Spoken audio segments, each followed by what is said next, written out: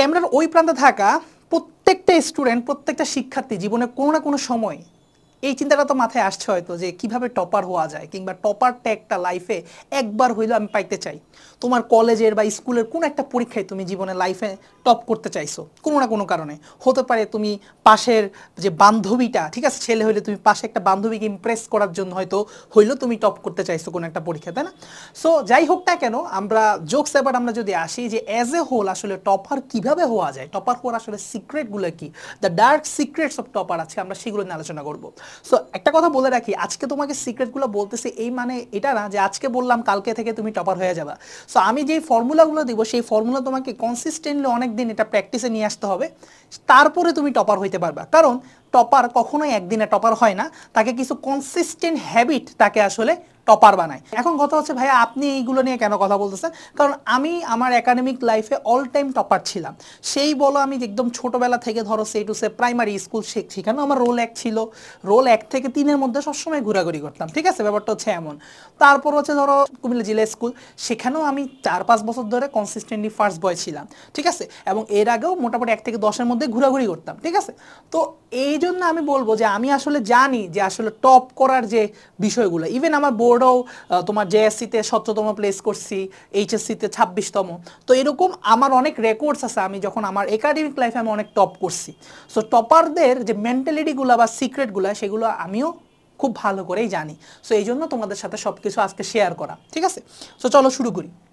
Number 1, they take every exam seriously and তার প্রত্যেকটা এক্সামে সে তার একটা কম্পিটিটর ভেবে নেয়, প্রত্যেকজনকে কম্পিটিটর ভেবে নেয়।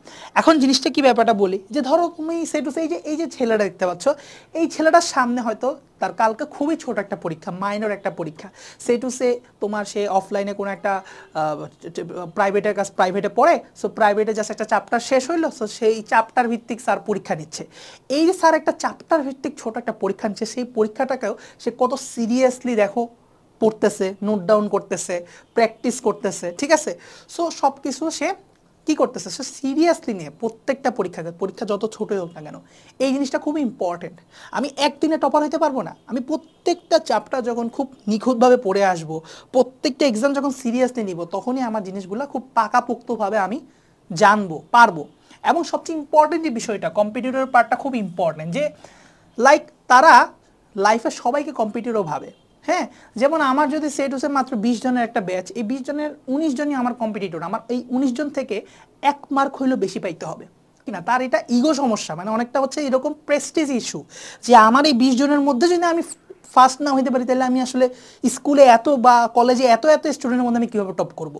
সো জিনিসটা হচ্ছে এটাই, তার একটা ইগো বা তার একটা কি বলবো, তার একটা প্রেস্টিজ ইস্যু কাজ করে, ঠিক আছে। সো এই জিনিসটাই তাকে সবসময় এই ড্র্যাগটাই তাকে সবসময় আসলে ভালো রেজাল্ট করাইতে বা পড়াশোনায় কনসিস্টেন্ট থাকতে খুব বেশি হেল্প করে।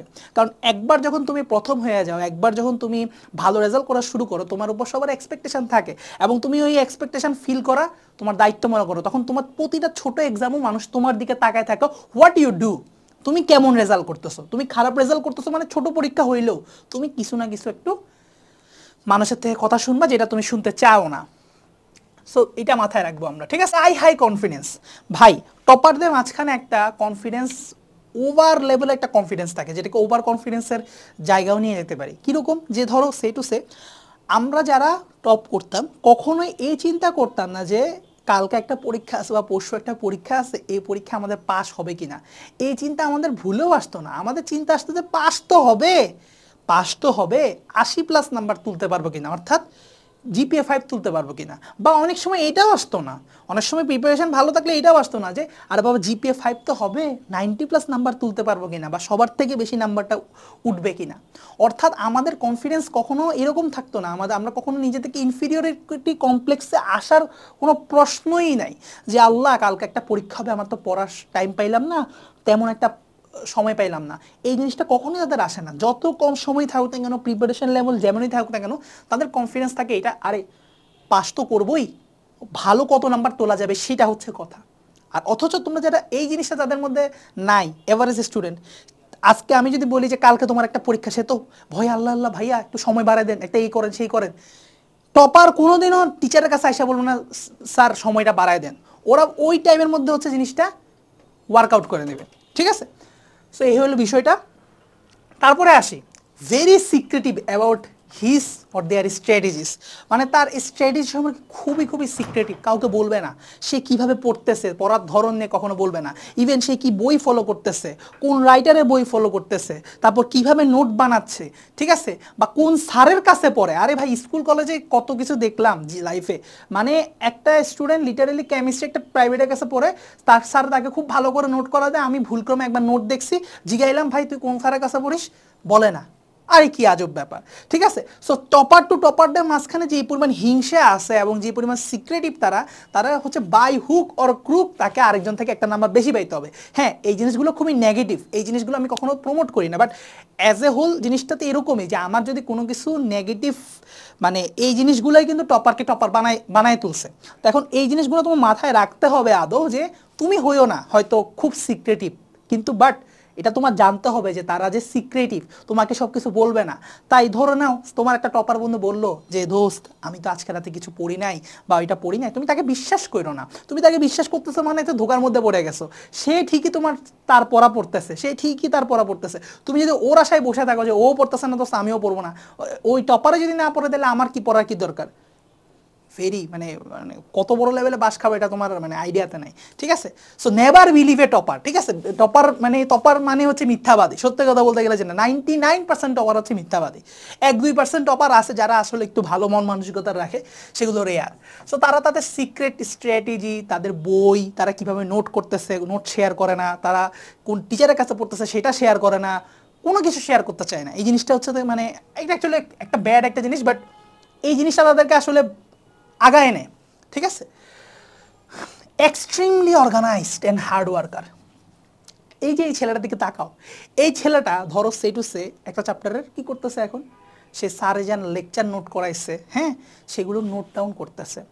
হ্যাঁ, সো অর্গানাইজড, যে ধরো সে টু সে একটা চ্যাপ্টারে খুব মানে অসামঞ্জস্যপূর্ণ অনেক জিনিসপত্র আছে, ধরো সে টু সে অনেকগুলো সংখ্যাগত তথ্য তার মনে থাকে না, সে সবগুলো সংখ্যাগত তথ্যকে একসাথে নোট ডাউন করতেছে যেগুলো তার একসাথে মনে রাখা দরকার।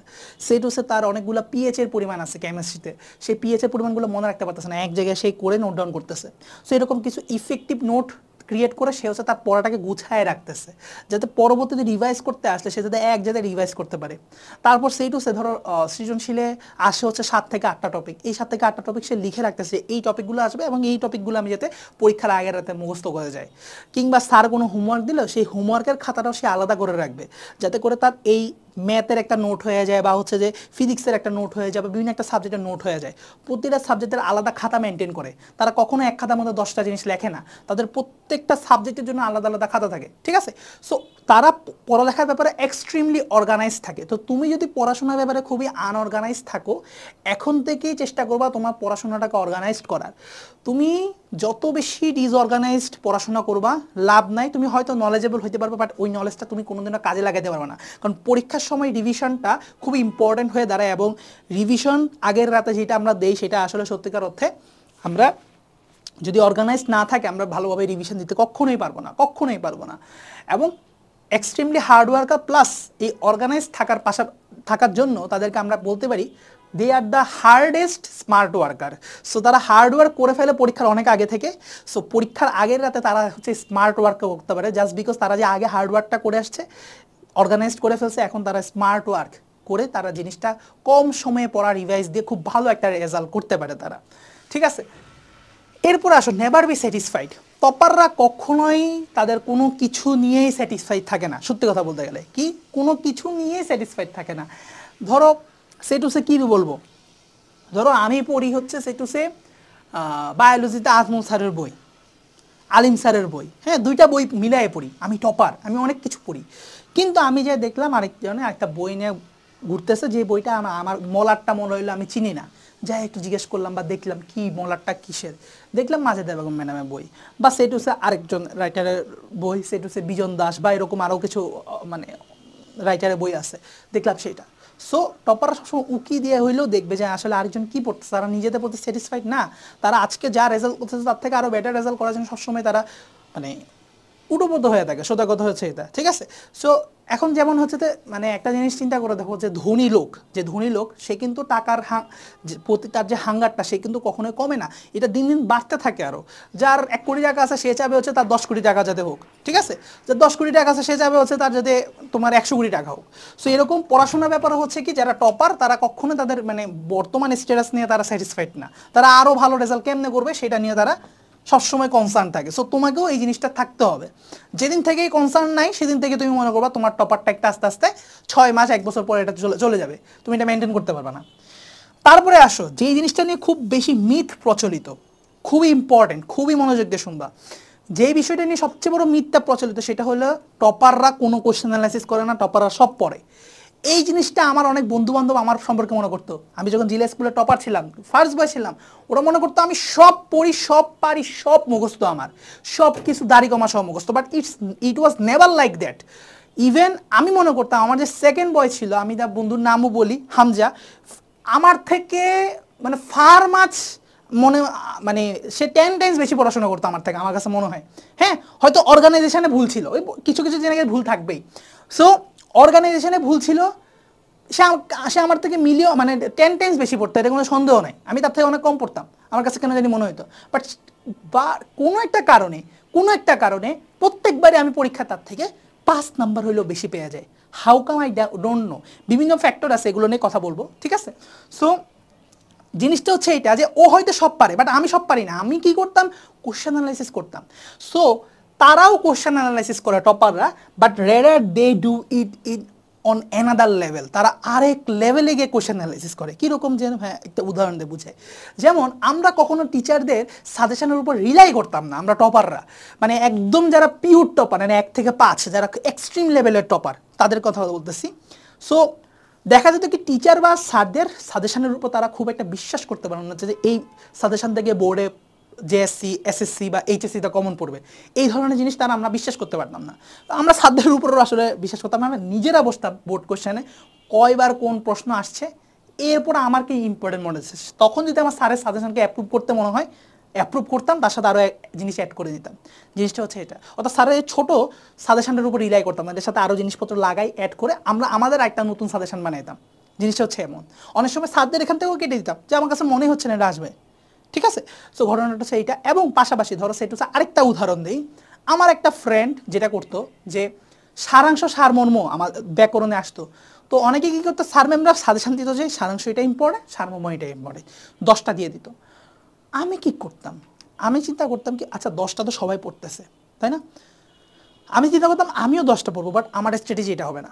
আমি হয় শুধু সারমর্ম পড়ে যাব পুরা বোর্ড কোশ্চেনের জন্য, না হয় শুধু সারাংশ পড়ে যাব। আজীবন এটা করছি। কারণ কারণ কি, কারণ আমাকে চুজ করতে দিবে, একটা আসবে সারাংশ, একটা আসবে সারমর্ম। তাহলে আমার একটা আনইম্পর্টেন্ট সারমর্ম তো আসে যেতেই পারে, তখন তো আমি মারা খাবো। যখন আমি ইম্পর্টেন্ট সারাংশও পড়ে গেলাম, সারমর্ম পড়ে গেলাম, মারা খেতেই পারি।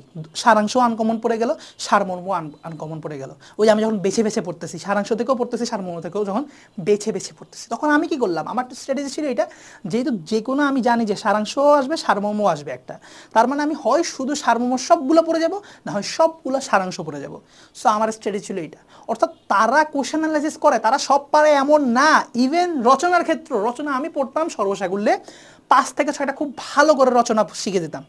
এরপরে আর যা রচনা আছে কয়েকটা পয়েন্ট দেখে যেতাম, হয়তো মানে কোনো কারণে যদি এক্সট্রিম বিপদে পড়ে যাই, পয়েন্ট থেকে যেতে বানায় বানায় লিখতে পারি, কিছু প্রবাদ বাক্য বা কিছু শিখে নিতাম, যাতে এগুলো দিয়ে বানাইছি না অনেক কিছু লেখা যায়। বাট শিখতাম হাতে গোনা 7-8টা, 7-8টাও না, 5-6টা, টু বি অনেস্ট।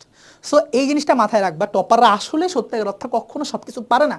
তারা কোশ্চেন অ্যানালাইসিস করে, এবং যেই কোশ্চেনগুলো আসার মতো সেই কোশ্চেনগুলো অ্যানাদার লেভেলে পারে, তারা অন্য লেভেলে পারে। তাদের প্রেজেন্টেশন এটা তারা প্রেজেন্টেশন সহ মানে মুখস্থ করে রাখে, যে আমি এই খাতায় উপস্থাপন এইভাবে করব, এইটা এই কালার দিয়ে লিখবো, এই নীল কলমে হাইলাইটার দিয়ে এই প্রবাদ বাক্যটা লিখবো, তারপর হচ্ছে এটার ব্যাখ্যা আমি এইভাবে লিখবো। ওরা প্রত্যেকটা জিনিস প্ল্যান করে রাখে।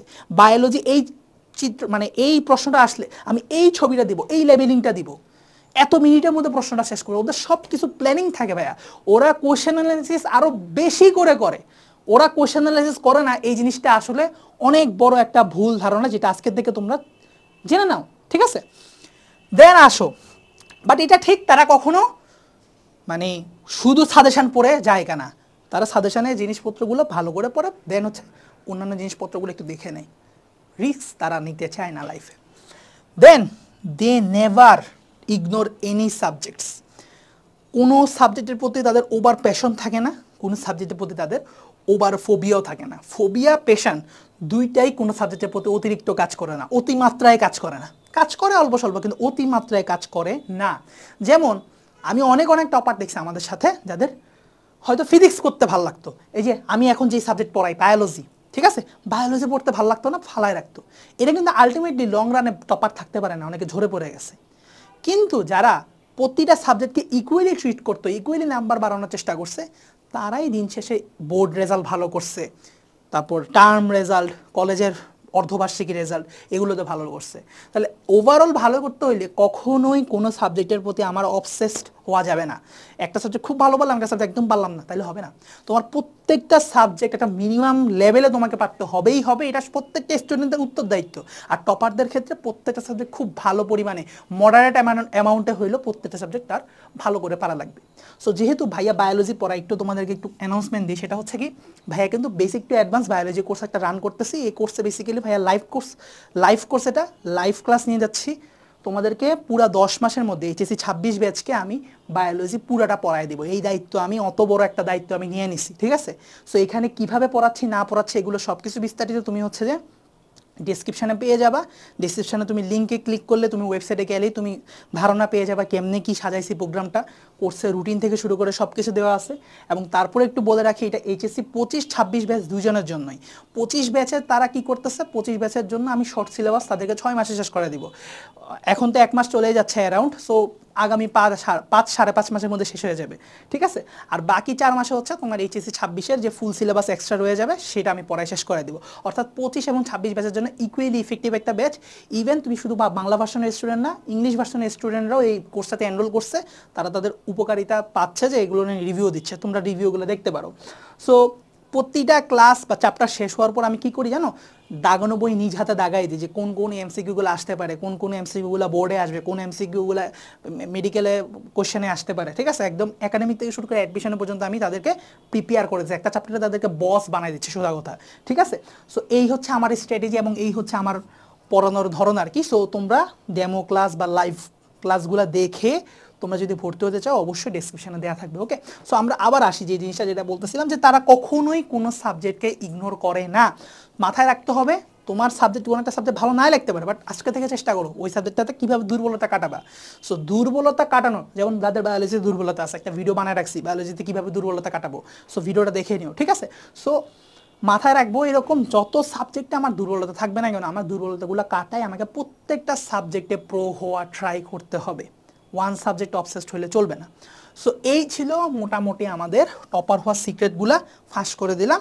সো এখন থেকে ট্রাই করো প্রত্যেকটা ভালো গুড পয়েন্টস এখান থেকে তোমাদের নিজেদের মধ্যে কাল্টিভেট করা, এই কালচারগুলো, এই হ্যাবিটগুলো, যাতে করে তুমিও তোমার মা বাবার মুখ উজ্জ্বল করতে পারো, নিজের সম্মানটা ক্লাসমেটদের সামনে বাড়াইতে পারো। আমি আশা করব এটাই, কারণ টপার হওয়ার একটা আলাদা ভাইব আছে, আলাদা একটা সম্মান আছে, যে জিনিসটা যারা টপার হইতে পারে তারা এই জিনিসটা ফিল করতে পারে ইন দ্য চেস্ট, আর কেউ না, ঠিক আছে। আল্লাহ হাফেজ।